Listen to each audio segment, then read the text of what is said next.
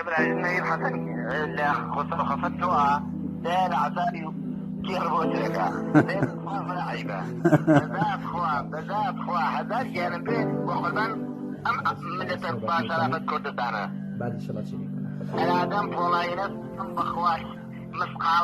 مثقال الذرة تجري ننيا تبان أرادي فولاينم إعدامي كم دستر خراوكاري ودستر مالخوتن ودستر فساد ناسي مثل الزندان اسخاربو كردستان اسخاربو مليت كرد اسخاربو خانوادم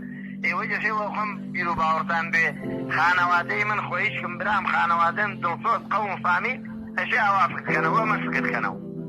توكل بخواي جوله كاجيان توكل بخواي جوله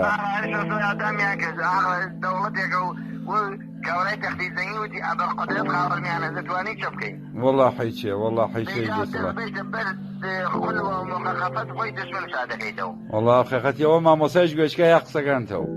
أي والله من خوان دتشتهم سيبرا قارمان لهرم كردستان للشرطة هشا داعش التيب انفجاري جنس سيبرا لجي خانوادا شهيد بود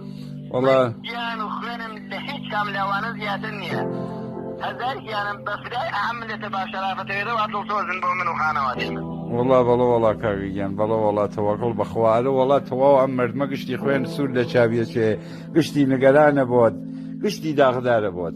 درود بو شرافة يعني درود بو أورو يعني درود بو أو خاك بيروزو أو همچين ملتكي بارهاوده و همچین توزیلی که برآورده. توکل بخوای گوره کاغیان توکل بخوای گوره و ما مساج بزا چه فرمی؟ دیگه ایوج اراده تند اراده خان تنوی خون با پولاینه و سایتی تکوا و